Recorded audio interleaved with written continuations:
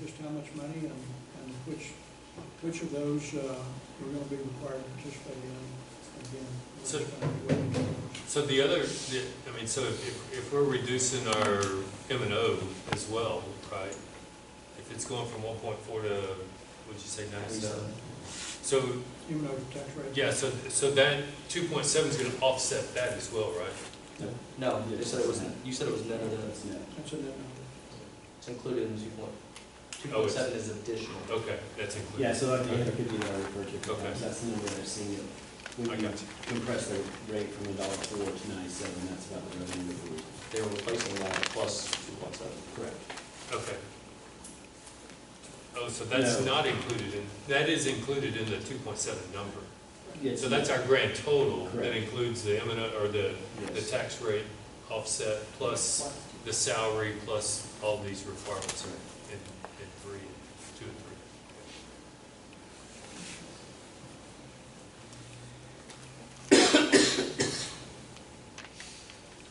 Any other questions?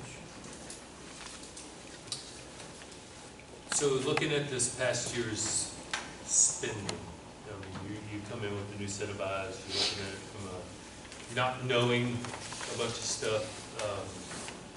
You know, is there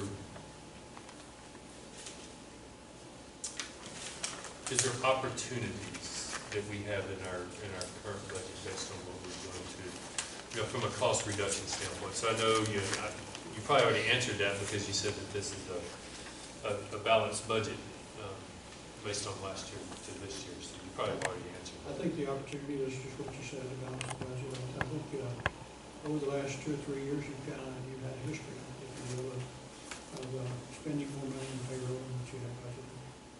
And I think the budget cuts that we've implemented as far as position cuts, I think we're taking care of. Okay. So, Chair, you've also implemented some internal controls as well. Right. To make sure we're monitoring our spending contracts. So when we stick with this and don't deviate, we should be okay with going this route. Okay. I think this is the safest one.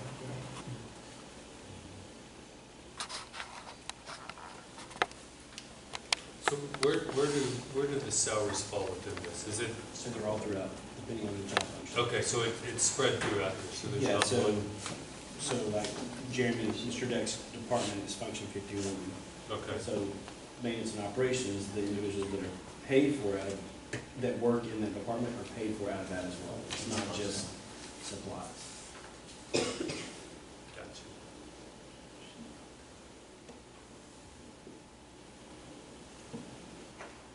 So instruction. Teachers, So is that mainly made up of teacher salaries? primarily. Yeah, anyone in instructional.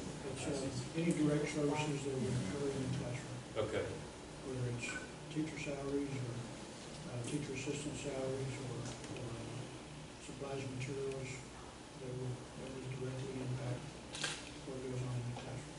but not necessarily books and instructional material, that's,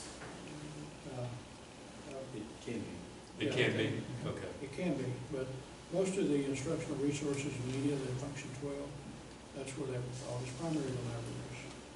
So librarians and books and other resources, media resources that are purchased by the district would fall in that function 12 category. And you can kind of, there is kind of a method to the madness. If you look at these numbers, these function numbers, 11 is classroom activities. So 12 is library, 13 is teacher training, that's staff development, teacher training. So as the numbers get bigger, you tend to get further away from the classroom, if that makes sense. And where does technology fit into one of these categories? It depends on the type of technology, like if it's technology for the classroom, it would fall in function 11. If it's technology for the central office to do the things that we have to do, it's going to fall in function 41, general administration.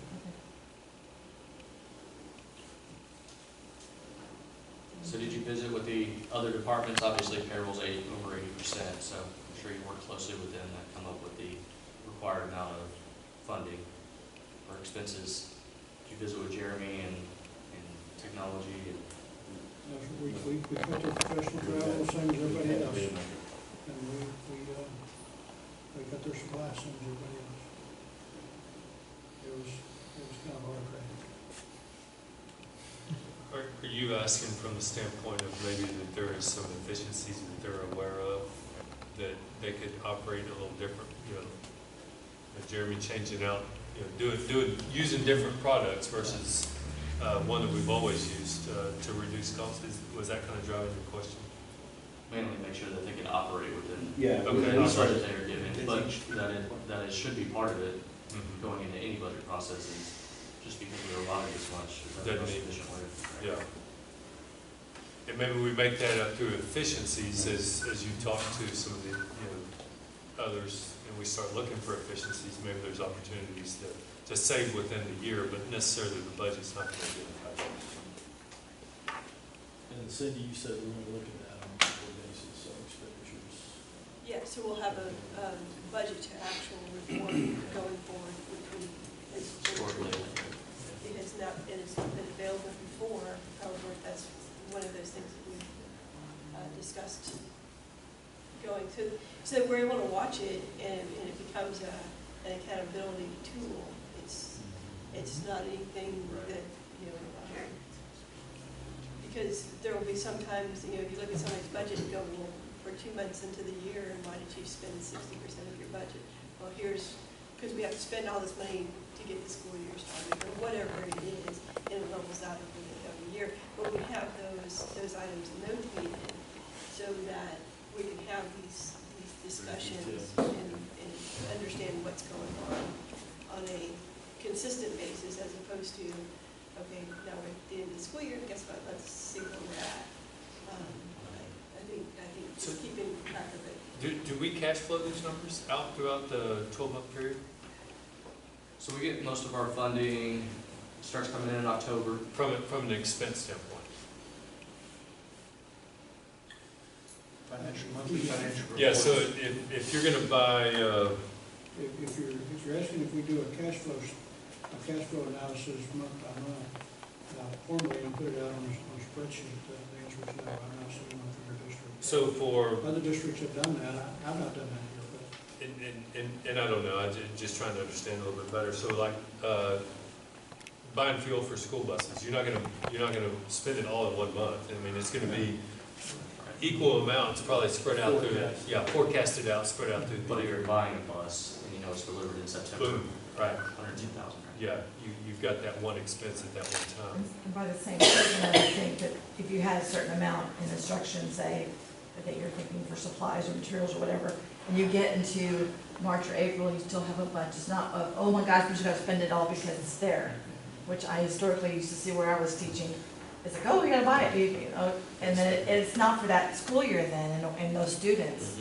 When you wait till March and April late to Yeah. buy stuff, all of a sudden in bulk, and by the time it finally comes in, you get it in the first part of May, so that doesn't make sense. I think I'm saying what you just said, but it's not hard to fall into a spend it or lose it mentality. Right. And so, and in order to protect against that, you got, and I think you're gonna have Dr.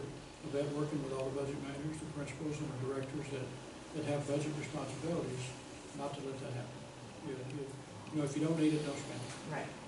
Not saying, oh, well, you got this left, so you better get on it, you gotta turn those in by those POs by a certain date. If we don't need them, we don't need it. Right. And if we need more budget for the next year, then that's a part of the discussion with that early in the year, as we're going through the budget process for next year.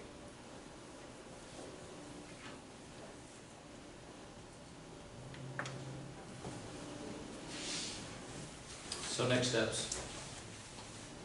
Our next step is on the, I believe it's 24th, we're going to ask you to approve this budget as presented to you tonight.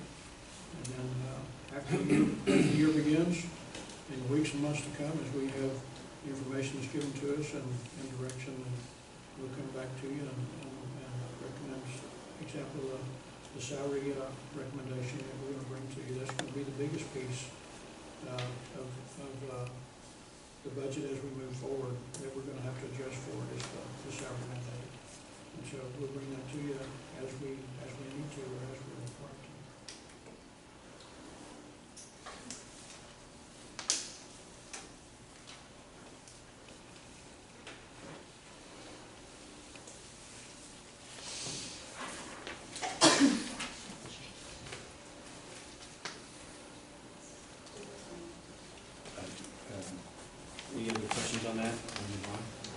So just so, the debt services, that is the INS account? Okay. Yeah, that's all allocated for the next 30 years. What about, so the child nutrition, how do we look for the current year on child nutrition? I think we're gonna end up in a slight deficit. I meant to look at that today and I didn't do that. Historically, that we've had a surplus though in the child nutrition, and that one's locked down to just cafeteria Yeah. spending. But they have an adequate fund balance. They're a separate pot of money, if you will. And so that shouldn't be a problem for the general fund. But they have a fund balance to fall back on if they do have that situation. Part of our discussion here in another item or two. So we'll move on to policy DEC, and if you remember previously that we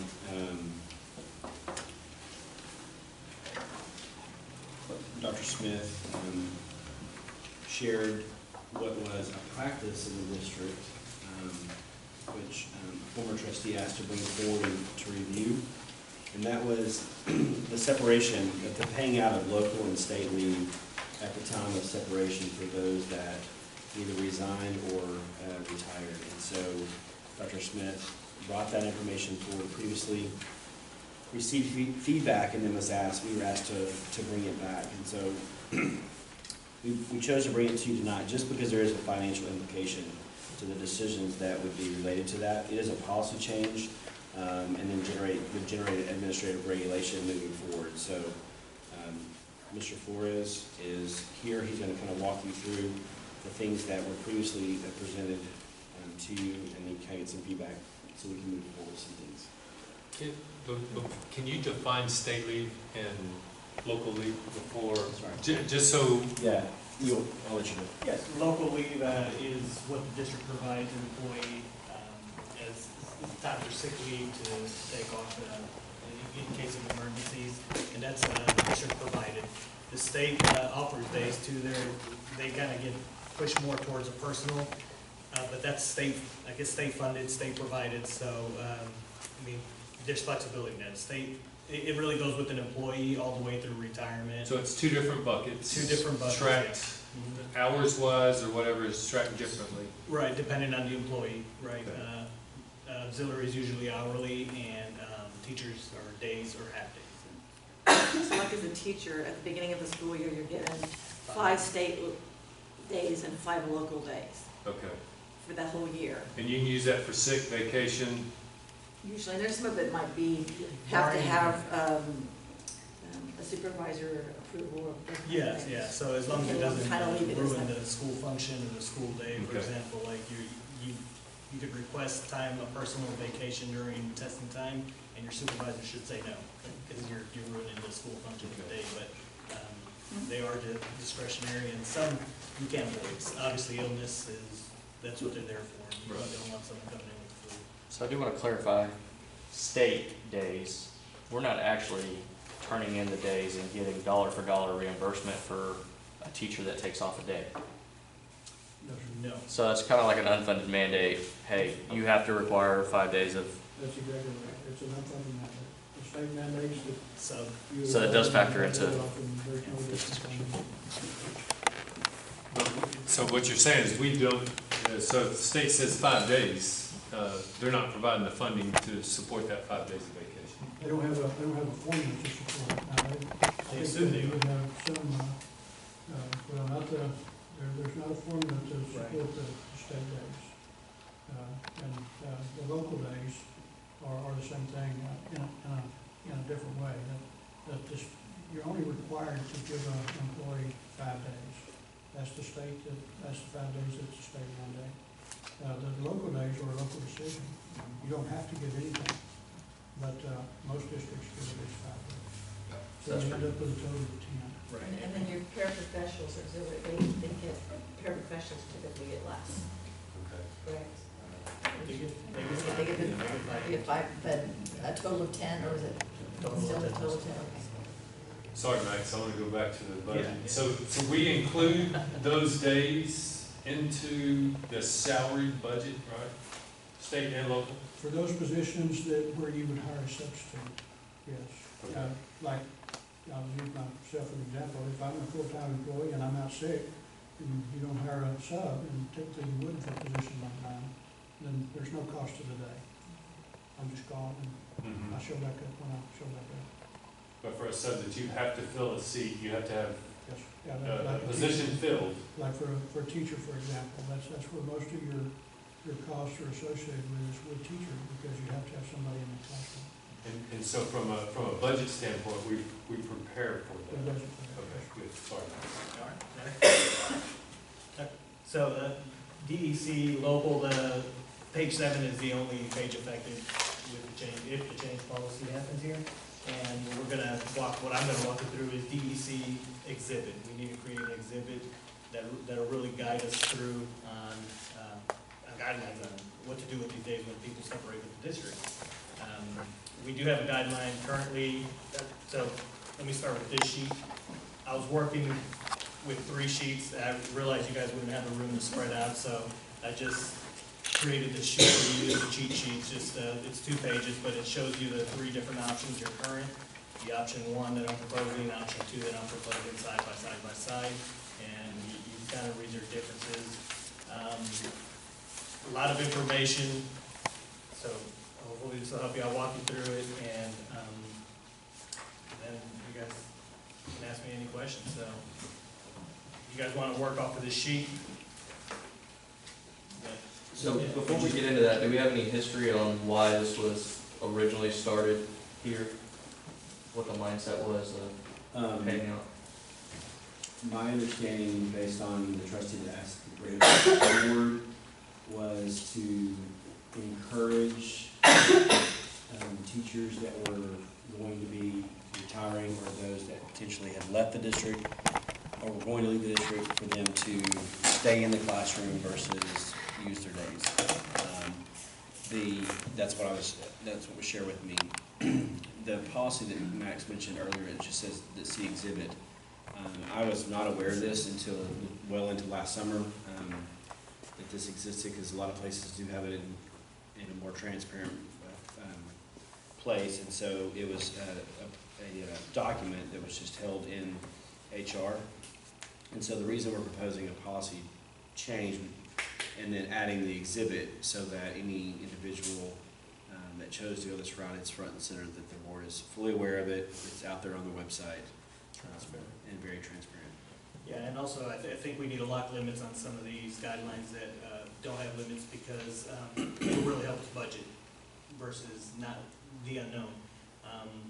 So that's the development of this, and we'll go through. So there's 2 types of separations. There's a couple, but 2 that I'm going to talk about is resignation and retirement. And if you go down that sheet, that gold-colored resignation, this applies to professionals, paraprofessionals with at least 5 years of service in Liburnia. So not 5 years total. They have to be served here in Liburnia before we even consider them for any of these benefits. And you'll see that first row, the local leave. They have to have at least accrued 10 days of leave. And if you're a professional, currently we pay $20 a day to limit you to $600, 30 days that you can cash in. The option 1